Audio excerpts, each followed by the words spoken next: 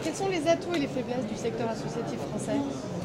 Je crois que les atouts du système associatif français, c'est d'abord sa forte vitalité, avec le nombre de créateurs d'entreprises qui se lancent dans l'associatif, avec le nombre de retraités qui se lancent dans l'associatif, avec ce maillage territorial qui existe au niveau associatif partout en France.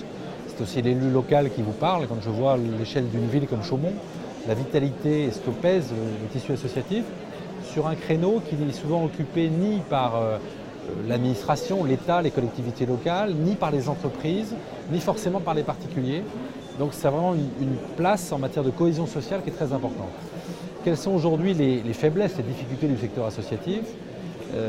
Sans doute le fait que nous sommes à un moment clé de la vie des associations, dans leur fonctionnement, qu'on a besoin aujourd'hui de plus de professionnalisme, qu'on a besoin d'accompagner davantage les associations. Il y a un niveau d'exigence qui est plus fort vis-à-vis des associations aujourd'hui, en matière de comptabilité, en matière de portage, de montage de dossiers. Et puis la question du financement, qui n'est pas marginale, qui est très importante. Historiquement, le mouvement associatif a été porté par la collectivité publique. On voit bien aujourd'hui que la ressource publique devient rare. Donc quels sont demain les relais de croissance pour le monde associatif ? Ça, c'est un enjeu absolument majeur.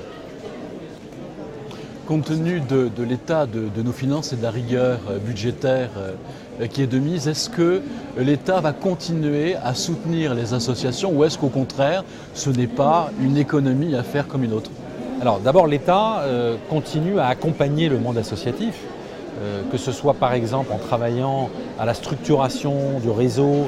Je viens d'installer il y a quelques jours le Haut Conseil de la vie associative qui a pour objectif de devenir un lieu d'expertise et donc un lieu d'interface, un interlocuteur entre les associations, les pouvoirs publics et tous les acteurs de notre pays. Donc l'État a un rôle très important en la matière. Il a aussi un rôle pour susciter des vocations. Je prends un exemple, on vient d'abaisser la majorité associative à 16 ans, c'est-à-dire qu'on propose maintenant à des jeunes de 16 ans de pouvoir créer leur association, de devenir président d'une association. C'est un signal très fort qu'on envoie vis-à-vis de la jeunesse. Et puis il y a évidemment la question du financement. Alors là, il ne faut pas se cacher derrière son petit bois. Aujourd'hui, oui, nous sommes dans un environnement budgétaire qui est plus contraint et donc nous devons faire des efforts. Malgré cela, nous avons décidé de maintenir notre engagement dans un certain nombre de domaines. Je défends cet après-midi le budget de la vie associative à l'Assemblée nationale. Nous maintenons notre engagement vis-à-vis de tout le réseau associatif, éducation populaire et autres. Nous maintenons l'engagement financier vis-à-vis de ce qu'on appelle les postes FONGEP, qui sont très importants parce que c'est le maillage territorial de ces emplois qui animent le réseau associatif sur le terrain.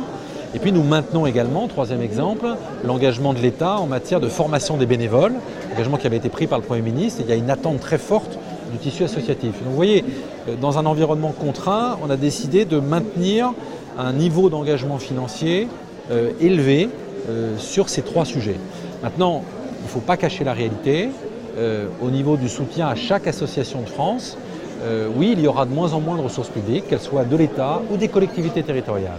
C'est donc très important, et ce salon est très utile pour cela, que les associations se posent la question de leur nouveau mode de financement.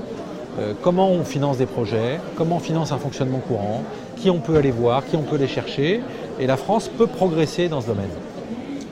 Comment les associations peuvent-elles trouver de nouveaux donateurs, justement ? On voit aujourd'hui, si vous voulez, le monde associatif est insuffisamment subventionné, financé par des partenaires privés, par des fondations et autres. C'est de l'ordre de 5% du niveau de financement moyen d'une association.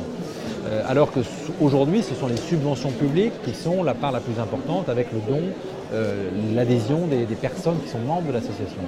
Donc c'est important dans les années qui viennent. On voit qu'il y a des pays qui ont progressé en la matière, qui utilisent mieux les technologies d'information pour faire appel à des dons, qui utilisent mieux les médias pour faire appel à des dons. J'ai un rapport qui m'a été remis récemment du CSA qui est très intéressant dans ce domaine.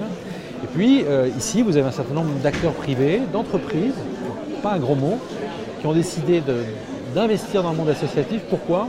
Parce qu'elles considèrent que c'est une attente de leurs salariés. Il y a beaucoup de salariés qui, oui, passent beaucoup de temps à travailler dans leur entreprise, mais ils ont aussi besoin de donner quelque part du sens à leur vie. Ils ont aussi besoin de faire autre chose, trouver d'autres formes d'engagement. Et donc il y a beaucoup d'entreprises qui souhaitent accompagner leurs salariés dans cette direction. Et je pense que c'est une bonne chose sur laquelle il faut capitaliser. Nous sommes sommes entourés ici de personnes qui consacrent du temps aux autres, aux associations. Est-ce que vous-même, dans le passé ou encore aujourd'hui, vous êtes engagé auprès d'une cause ou d'une association? Bien sûr, de tout temps, depuis mes années étudiantes, j'ai contribué à créer moi-même des associations. J'ai été président d'associations, de plusieurs associations, qu'elles soient dans le domaine sportif, culturel, politique aussi. Donc oui, la vie associative fait partie de mon engagement personnel, même si après j'ai eu un engagement syndical, puis un engagement politique. Mais la vie associative a été un moment important pour moi.